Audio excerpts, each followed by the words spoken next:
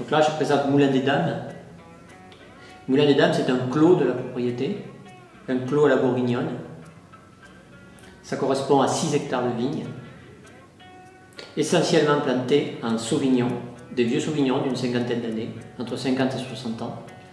Donc là, on est sur cet assemblage à 80-90% suivant les années de Sauvignon, et le reste entre 20 et 10% de Sémillon. Toujours sur cette vieille vigne et dans ce clos, bien fermé. Le moulin est associé à la propriété. C'est un moulin que l'on restaure et qu'on loue aux gens de passage.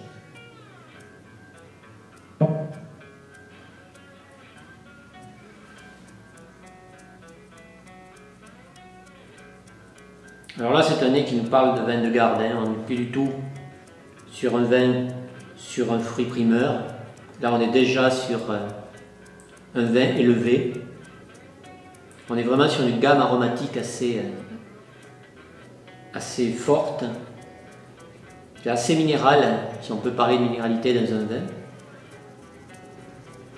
Ça fait presque penser, sur ce millésime 2011, presque penser au Grand Liquoreux. On a une espèce d'aromatique née qui s'approcherait de l'abricot confit, de l'abricot sec.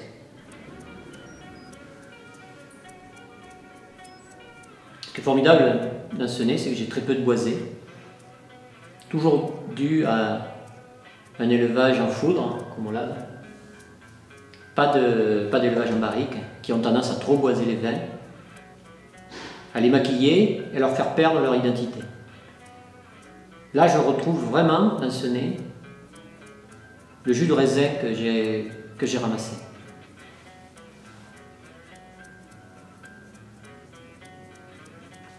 Alors là, la bouche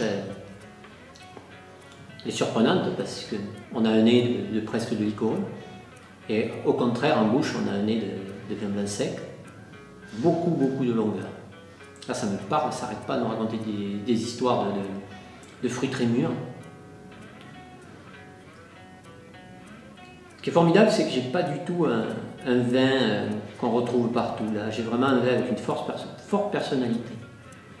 Alors ça, c'est un vin blanc qui appelle aussi un repas, pas spécialement du poisson. Ça appelle une cuisine un peu épicée, un peu relevée. Dans mon riz, un champignon sur ce vin, ça doit être assez formidable. Une sauce un petit peu relevée, un petit peu sucrée. Parce qu'on a beaucoup de sucrosité. Pour moi, c'est un vin très féminin. Très féminin parce qu'il est à la fois très puissant en bouche, mais alors il n'a aucune agressivité. Ça vous englobe la bouche, mais ça ne la sature absolument pas. C'est une bouteille qu'on peut boire à l'apéritif, mais c'est un petit peu dommage. Moi, je verrais bien un plat très